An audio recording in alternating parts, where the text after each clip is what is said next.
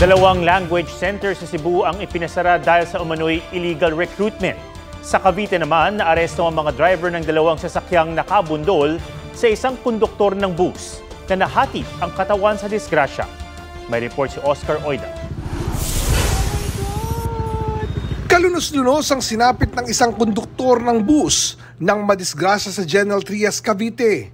Nabangga siya ng kotse kaya tumilapon sa kanasagasaan ng dump truck kaya nahati ang katawan. Sakto kasi yung pagbaba niya, papasok na ako sa garahe, biglang may sumulpot na kotse. Mabilis ang takbo pag-iwang-giwang pa. Sobrang sakit po.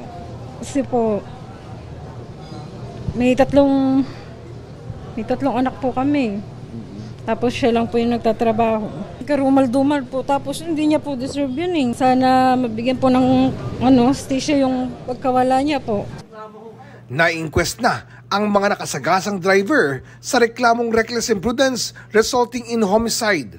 Ang driver ng kotse na nakainom umano, tumangging magbigay ng pahayag. Git naman ng truck driver, wala siyang kasalanan. Wala akong inanong, dahil siya po ang may sa akin isabit lang po. Sa Cebu City, huli sa akto ng umano'y illegal cyber activities ng dalawang Malaysian nationals. Isinumbong sila ng hotel staff na napuna ang pagdadala ng iba't ibang kahina-hinalang gadget sa silid. Bukod sa mga laptop, module, router at motherboard, may mga nasamsam ding tinatawag na data sniffers at hinihinalang IMSI catcher o aparatong sumasagap ng signal.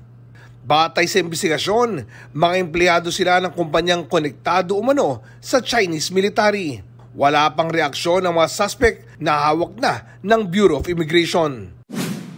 Dalawang language learning center sa Cebu ang ipinasara ng Department of Migrant Workers. Sa Minglanilla, naabutan pang may klase ang pinuntahang Japanese language school na bukod sa walang business permit, sangkot umano ang mga paaralan sa illegal recruitment. Ayon sa mga estudyante, may job order na agad sila at tutungong Japan pagkatapos mag-aral.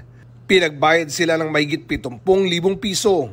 Sabi naman ng may-ari ng mga gusali ng language school, hindi nila alam na may recruitment na nagaganap. Wala pang reaksyon ng may-ari ng Japanese language school. Sa Cebu City, isang language center din ang isinugod dahil may illegal recruitment din umano via referral. Pero mariin niyang itilanggi ng may-ari. Oscar Oida, nagbabalita para sa GMA Integrated News. Huwag magpahuli sa mga balitang dapat niyong malaman. Mag-subscribe na sa GMA Integrated News sa YouTube.